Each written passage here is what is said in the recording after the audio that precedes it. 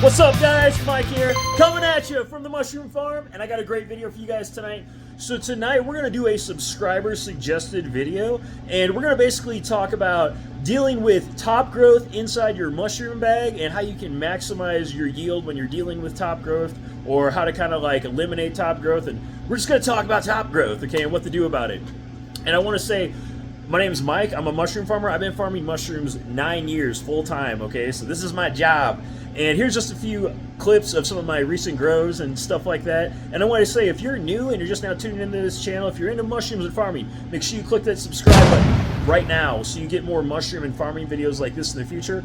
But anyway, we're going to cover this whole topic tonight about top growth. I'm going to talk about lion's mane mushrooms, coral tooth, bear's head, oyster mushrooms, blue ones, pink ones, gold ones, black pearl king ones. We'll talk about king oysters. I'll talk about all sorts of stuff, because there's things that are good about top growth, there's things that are bad about top growth. I'll talk about this on different levels of scale too, because the answer for these questions are going to be much different for somebody growing just like 1 or 2 blocks on their countertop like a grow kit than it will be for somebody that has maybe like me selling at farmers markets, you know what I mean, and supplying to restaurants. And the answer may even be different for somebody who has got like a 60,000 square foot warehouse and they've got hundreds of mushroom blocks that they've got growing in a big giant warehouse too. So it's all about scale. These answers are going to be different for everybody, but we're going to cover that all tonight too. So anyway, first let's talk about just kind of philosophy of stuff like that. Just talking about this level of scale, okay?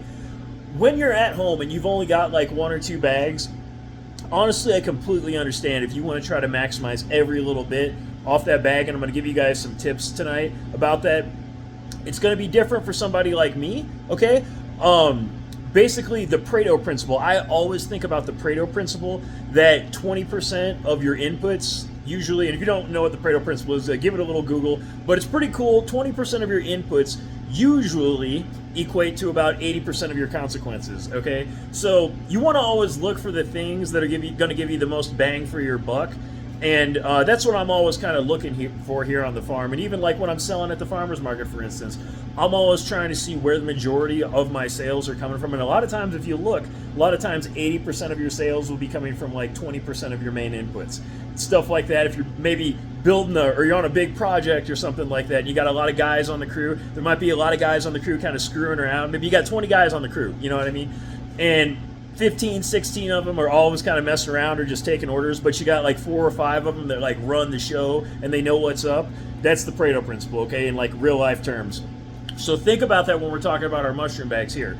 First, like I said, we're just going to talk about, I want to talk about lion's mane. Lion's mane is notorious for starting to grow in the top of the bag.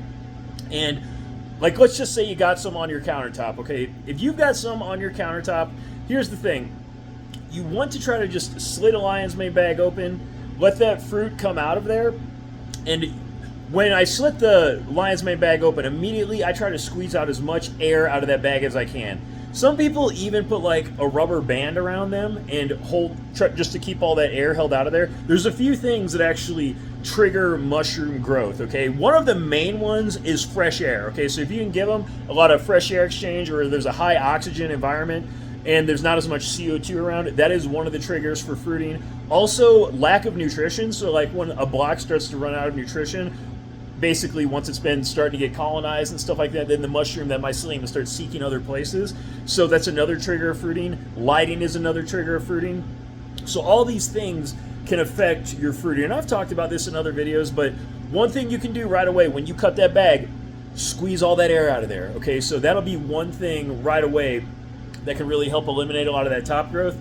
Another thing you can do at home is just good timing, okay? So you need to know how long it's going to take these blocks to get fully colonized. Each species is going to be a little bit different. Just me talking about lion's mane right now, lion's mane takes about 10 days to 2 weeks before it's fully colonized. I like to for sure cut them open at the 3-week mark, okay? Any more than the 3-week mark, then you start getting fairly significant top growth, and that may affect your yields, okay?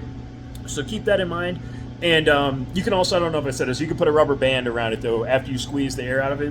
Usually at my scale, I want to say I don't ever put a rubber band or anything like that on my lion's mane bags. There is a actually really large scale grower back in St. Louis where I used to, where I had my business originally, and he does T.R. Davis with Earth Angel mushrooms. If you look at some of his recent grows, he actually does wrap a rubber band around his, but I think he does that mainly for consistency and stuff like that. So there's not even anything wrong. If you want to do it at a big scale, even doing it at a big scale, I think there's benefits to it.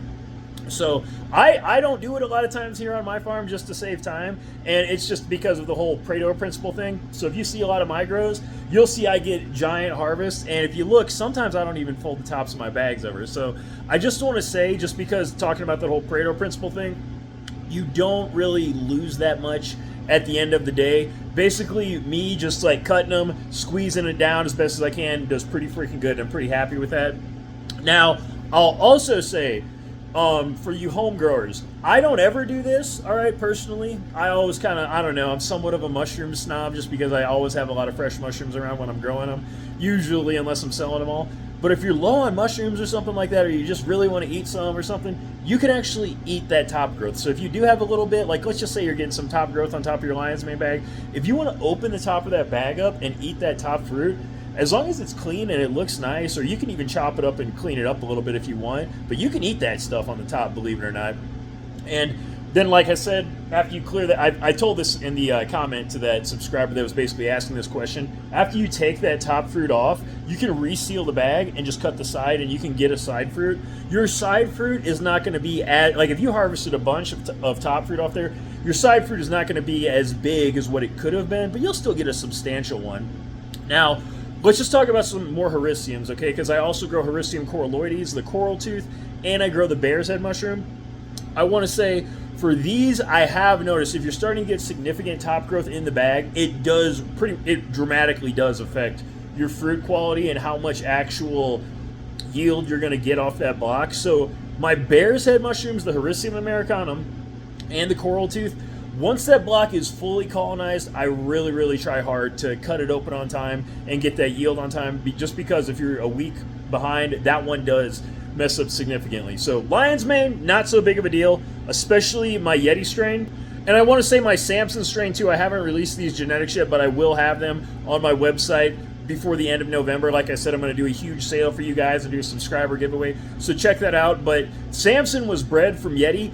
Yeti never creates much top growth in a bag, okay? The mycelium actually just grows super dense around the substrate, and you don't get too much top growth unless you let that bag go really, really far. And Samson is really, really similar, okay? I haven't let too many of my Samson bags go that long anyway in incubation, but I could tell it had a lot of the same growth characteristics as my Yeti strain does when it's in the incubation phase, and it doesn't really do too much top growth. It really just colonizes that substrate densely. So sometimes it is strain dependent with lion's mane, because I've seen other lion's mane strains give a whole lot of top growth, but mine don't give a whole lot of top growth. So it is strain dependent sometimes.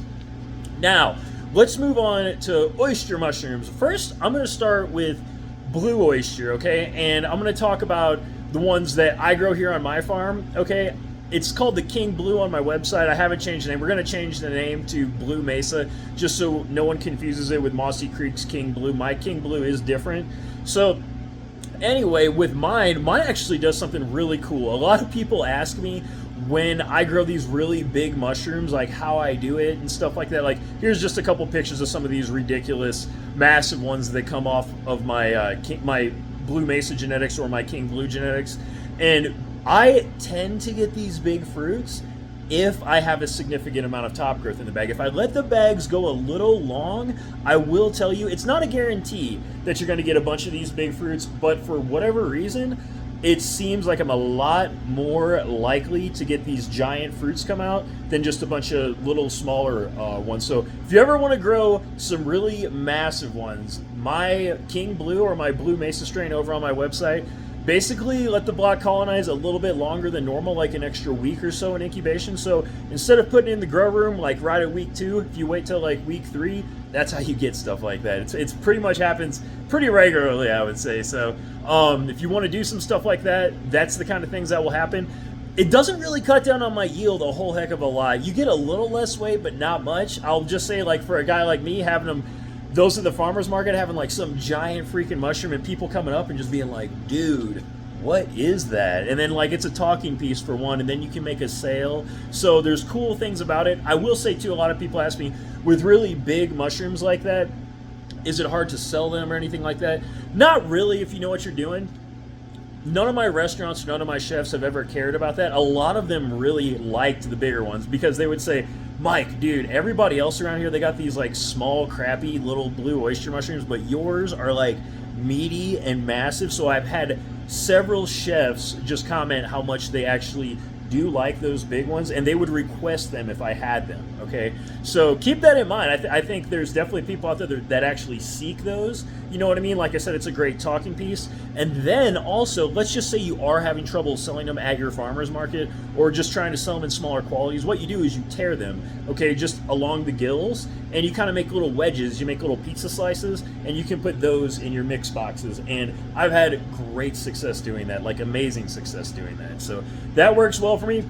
So whenever I get some top growth on the blue, I don't freak out too much, honestly. I just kind of cut a hole like normal. I'll squeeze the air out of it. I've never gone to the extent of putting a rubber band around it or anything like that. But like I said, you'll get some massive freaking mushrooms coming out of there. Now, let's go ahead. Let's talk about pink oysters, okay? So pink oyster, if I get some top growth, this is another hack, okay? I've talked about this before in previous videos. I actually like to just top the bag then. So instead of cutting a hole in the side of the bag, I like to top the bag because in just 1 week, then I have a nice sizable fruit that I can sell, okay? And it's so easy for me to time them. I get a great yield, and it's like super predictable. So for me with the pink, I actually like harness that power of the top growth and I use it, okay? So I really like it on that mushroom. Let's talk about golden oyster, okay? Golden oyster, I've been doing the exact same thing. So a lot of times in the past, I have just like cut holes in the side of the block on golden oyster, and I've had great results. But I have noticed this strain that I'm working with right now, I can top my bags whenever I see just little pins up there, and I can get fruits like just like that. So I'm using it just like I have my pinks. So if I see some top growth on my golds nowadays, I'm just cutting a hole, cutting the top right off them, and in about 1 week then I have a nice mushroom to sell. So I even think it's actually easier to time the gold just doing a top fruit than it is to cut a hole. So I actually like the whole little bit of top growth that I get on the golds too. Black Pearl King. Let's talk about Black Pearl Kings, just staying on oysters. So Black Pearl Kings, if you get top growth, same thing, top the bag. Okay, I talked about this before, that you can like cut a little bit above the filter patch and then kind of have like a tent above the grow bag a little bit, and that'll give like a little nice microclimate for your Black Pearl Kings to grow up in. It might make the stems a little bit longer, but some people like that effect. If you don't want to do that and you want more flared out mushrooms, you can cut it more at the substrate level. Okay, if you see pins coming up on the Black Pearl King, and it'll just fruit right on top. Same thing with king oyster or Pleurotus eryngi. What I do with Pleurotus eryngi or king oysters, there's two things that I like to do. If there's big in vitro growth coming up on the top, a lot of times I will just top the bag and just cut it right above the filter patch like I talked with the Black Pearl King. But another trick I like to do is I also like to cut the corners off the top of the bag and just set the grow bag in the grow room then with the corners cut off the top, just to allow the CO2 to vent out then. It doesn't quite open it up wide, but it allows it just to vent enough to let those mushrooms grow up in there. And then that bag basically acts like a nice little humidity tent, kind of like an extra little protective cover, but you still get good enough airflow where you get some nice mushrooms out of there. So that's a tactic I use sometimes too, but I actually like it when I get a little bit of top growth on my kings. But and you can do this with chestnuts too. It's a trick I do with chestnuts. So the top growth really doesn't affect those much. It's mainly mushrooms like your lion's mane I get a lot of questions on, bear's head, coral tooth, even the oysters. And like I said, all of the oysters, you can work with it one way or another. With that blue, you can do a side fruit like normal, and then they can just turn massive for that specific strain that I have. Or all these, like the gold, the pink, you can just top the bag. Like I said, you can get some great fruits, usually within like 1 week. So if you know how to harness the power of that top growth, you can get some like really awesome results. And anyway, if you guys have any questions for me about this whole thing or anything about top growth, just drop it down below in that comment section. If you have any suggested videos for me or something that you would like me to make, just let me know and I'll make you guys a video. But hopefully you found this helpful and informative. If you did, please drop this video a like. Subscribe to the channel if you haven't already, But that's all I got for you on this one, and I'll catch you guys on the next one.